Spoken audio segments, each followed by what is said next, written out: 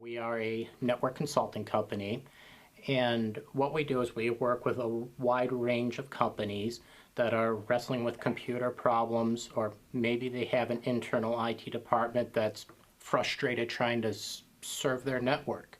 And so we have a team of really great technicians that provide really high quality, great service. Well, why don't you describe your recruiting process a little bit? How does recruiting work? Well, one way, as we've talked about several times, is in that situation where there's that great internal IT guy and the company is either growing and they need more help, or the company is shrinking and they can't afford that person. Wonderful way to grow that way, because it helps the company, it helps that person, it helps us.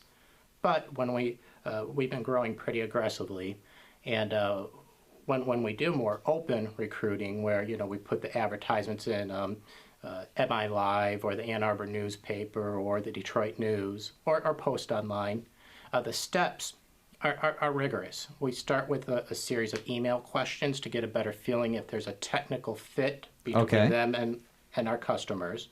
We then bring them in and we actually have a simulated network where we will give them some sample problems that aren't uncommon to come across in our customers, and we observe how they go about solving those problems. We observe if they're looking comfortable, if they're friendly in the interaction with the role play. We'll have someone who role plays the end customer.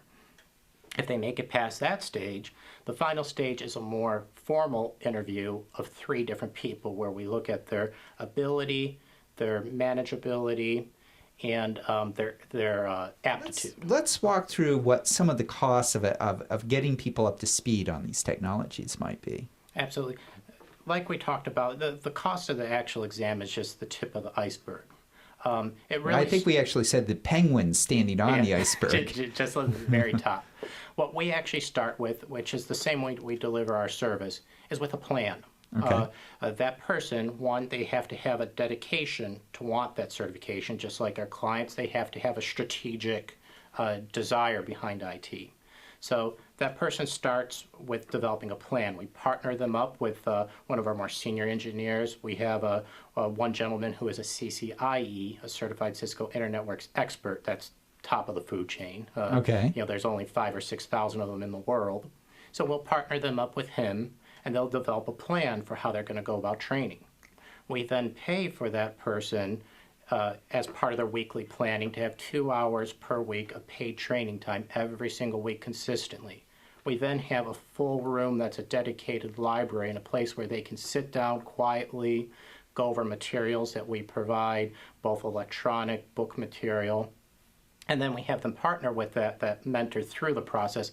We call it an accountability partner. Are you hitting those points in your plan? If not, let's readjust the plan. The final step in it is us as a company, we will pay for one failure. So in other words, we don't want people being afraid to take a test because they're afraid to fail. We pay for a pass, and then we actually give a little bonus to our techs for achieving that certification. So overall, then this actually works up to quite a bit if we consider you're paying for a person, you're paying, maybe for about a week of time, and then you have the CCIE at the top of the food chain who must be a very valuable employee, also providing mentoring. And so the real costs here are not the cost of the exam, but rather the cost the company puts into preparing for the exam. Yep, but it all works out great. It's one of those where, we're putting that investment into that person, but it's consistent with that win-win-win again. That person, they become better as a technician, they feel good about themselves, which then allows us as a company to provide higher level service, and then allows our customers to benefit from all that additional training and proficiency in what we can then deliver to their network. So if I was looking at that, would I say then getting my CCNA sort of gets me so I can sit at the table? Yes. Okay, and so now we're on to the next step. Yep. So now you're at the table. You have to be able to deliver service in a consistent manner as a team. That's one of the number one complaints that I get when I talk to potential clients is we've worked with a consulting company before. The first guy who came out, he was wonderful. He was here for a couple months. The second tech who came out, after that person was promoted or moved on, not so good. Okay. So what we wanted to do, which was different, is one, provide service as a team, but provide service in a consistent manner. And we started with a service vision. Okay. So defining what is good service, and then how are we going to provide that good service. We built a system. We actually call it our service spiral, which Okay. you got a couple pictures of. Right. So diffusing some of the typical human reactions when somebody comes to you in the computer service, it often feels like a complaint, like a personal attack on your network. Right. When they come to you saying something's wrong or something's slow or something's broken. So people will have this natural tendency to say, well, it's not something I did. It's almost as though they were being blamed. People could interpret it that way, Right.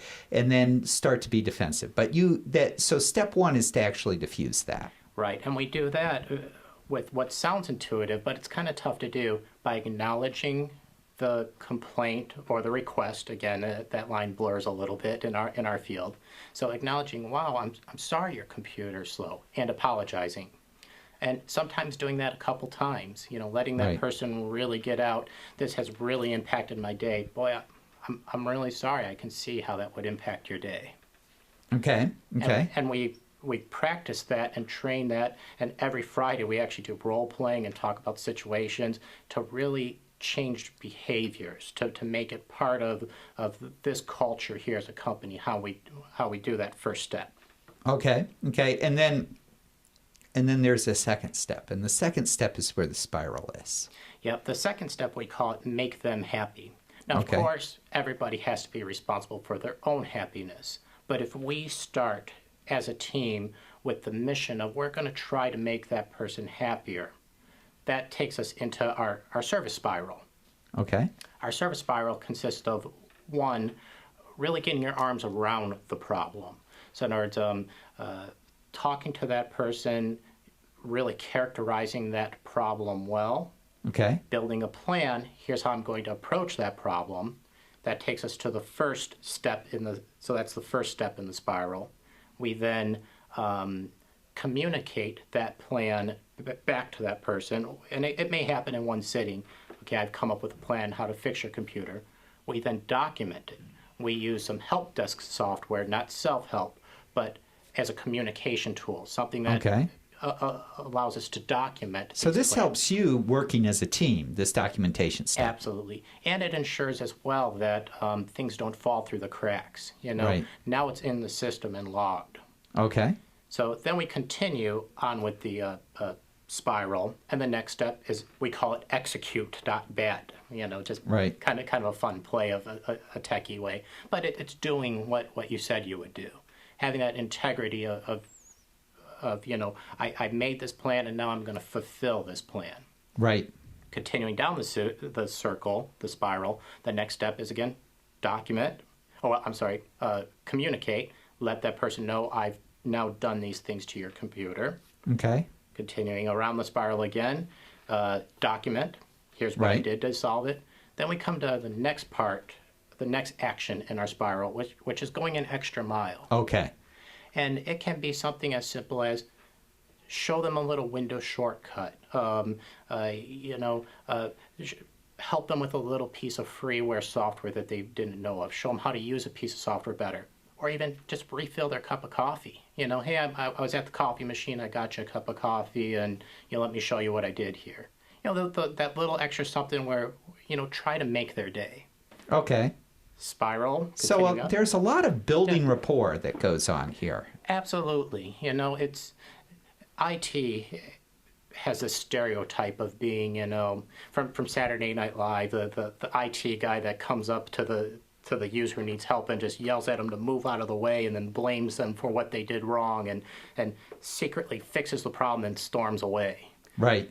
And what we're working on doing is is really acting on the fact that when somebody's computer is broke, they're not having a good day. Right. And as a team, if we can shift that to, I know you're emotionally attached to this computer, and I know this really stinks that you're having these problems, and I'm going to make it better, and I'm going to make you happier.